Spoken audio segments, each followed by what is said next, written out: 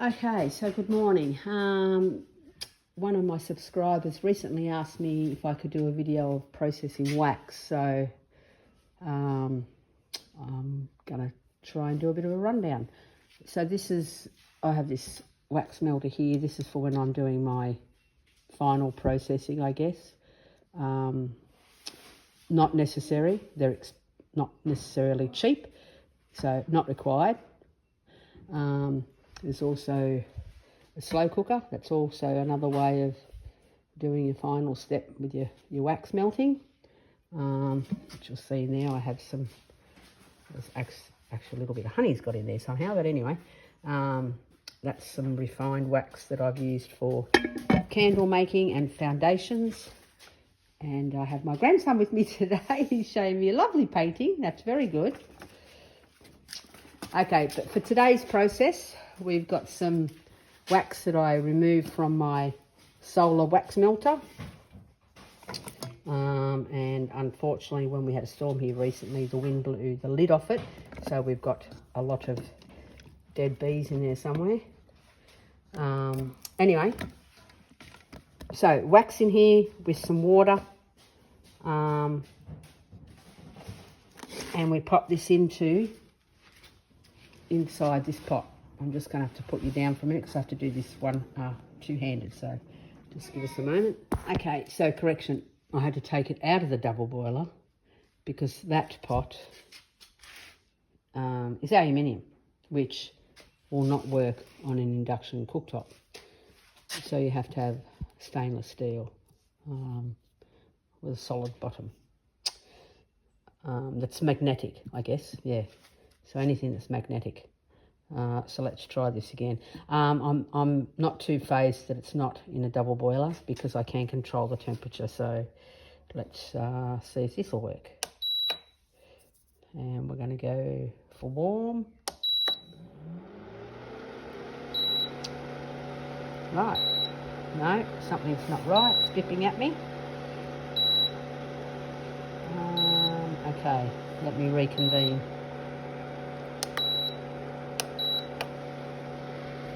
Okay, so it turns out I can't use that pot on induction cooker either. I think it has a different metal on the base. It's got a thick base. So I'm going to gas. Now I've also just tried to remove a lot of those dead bees and the honey. So we'll just transfer this back into here. Into the water. Put the lid on. Okay. Let's get this started. Actually, I have to remove that to get it lit.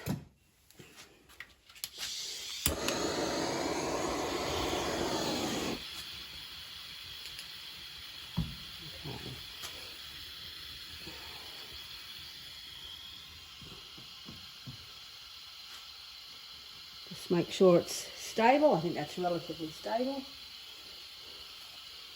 And might get cranked up a bit just to get it going.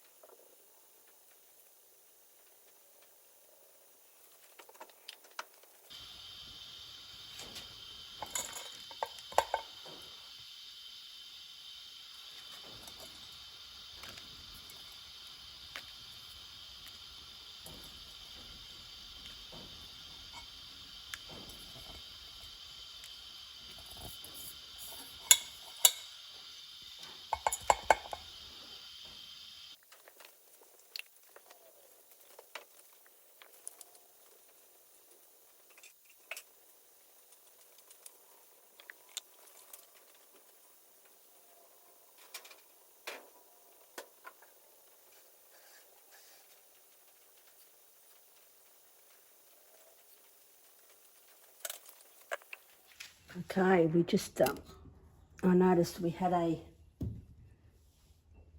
leak, gas leak that just happened.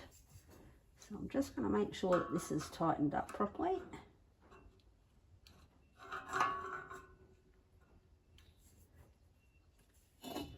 Not even sure which way it goes. Oh, that's loose.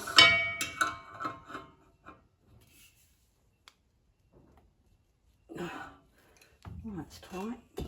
Let's try that again.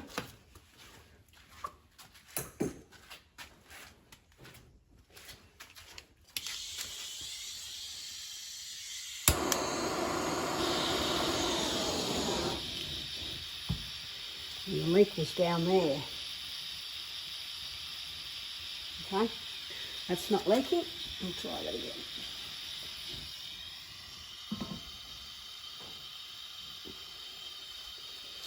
I'm also setting up my filtering where I'm going to pour the wax in. So I'm going to remember this is wax end water, and it'll be poured into here through this strainer. But I'm also putting a coffee filter. You don't have to use a coffee filter. It just means that I'll have to do less filtering.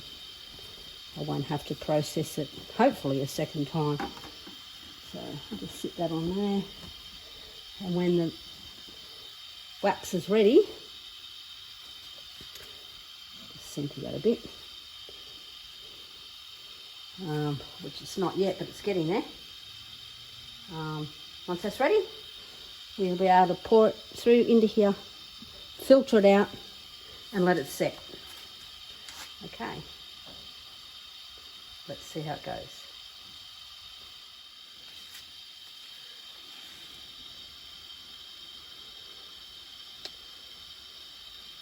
Okay, we'll watch that for a second. Now, I just thought I would also mention, for anybody that's currently treating their hives for varroa with chemical treatments, please check your label, check with your local carb, check with the DPI, your local government authority on residues in wax. My understanding is most of the treatments you're not able to process and use your wax any longer because of the chemical residual build-up in the wax. So, for example, any wax that's come from the brood, can't use if you're treating. Just going to turn that down a little bit.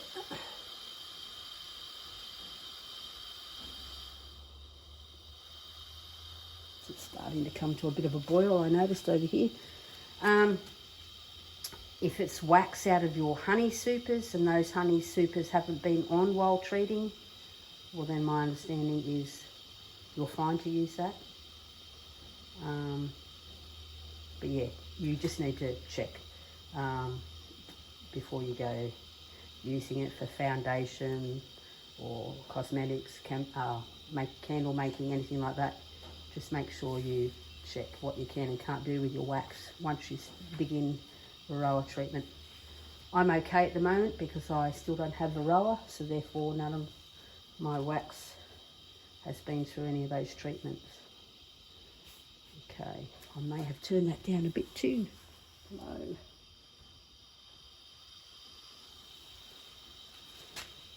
Okay, so we're getting there. We just don't want it to start boiling, which it's not. It's just slowly bubbling over here, and it's coming along. Okay. Okay, so we're getting there. This has got a bit of a rolling boil, which is okay, but try not to boil it any more than that. I can't actually turn this gas down any lower because it keeps going out. But if it's just a rolling boil like that, it's okay. We're nearly there. There's a few solid chunks still there. Got to melt down, but we're getting there. And it's very important to stay with your wax melting. Don't leave it and come back later. because as I said, it's highly flammable, so you don't want your spills. And had I walked away, I wouldn't have realised that my gas had gone out. So yeah, just stay with it while you're doing it. But you can see that's got a nice colour to it. If we boiled it too much, it would start to go quite a dark colour, because you can burn it. Just a couple more chunks there still to go.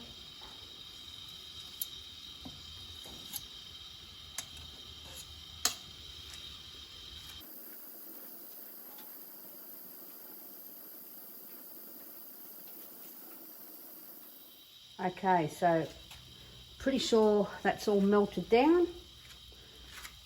I've placed a bit of corflute just on the concrete there, because usually when I'm pouring through the filter I get some drip, so I just don't want that going onto the concrete.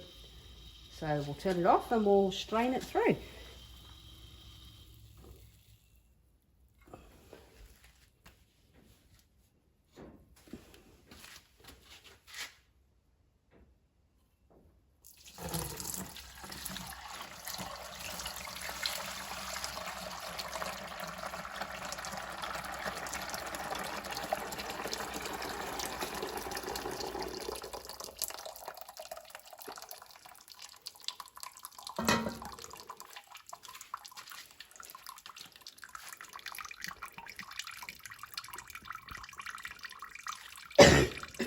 Excuse me.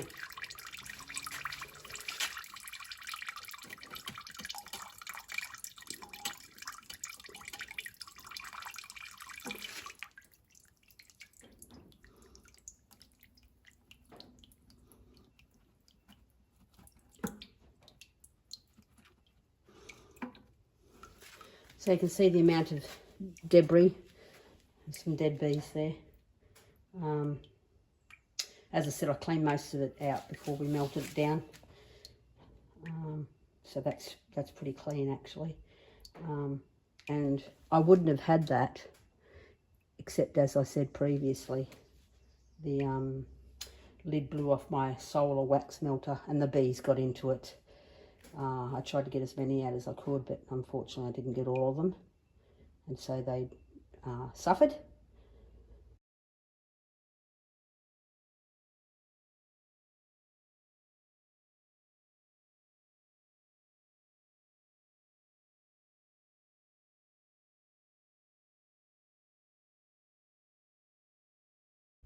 And so that wax has come out of my solar wax melter. You've seen the process, melted it down, gone through the strainer and a coffee filter, and that's what we have left over, and the rest is going to be quite clean wax. So we'll let that set, and I'll let you have a look at it once it's set. Okay, so that wax looks like it's set. I need something to help lift it out.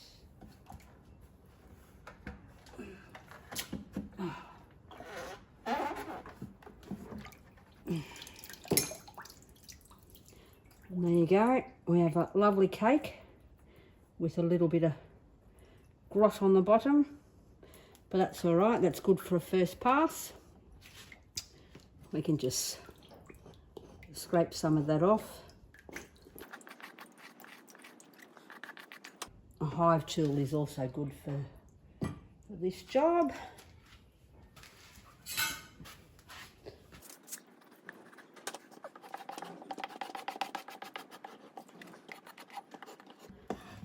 And you can simply clean it off like that.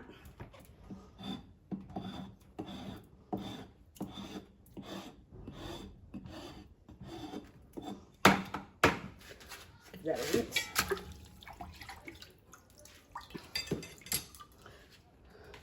And that's good enough.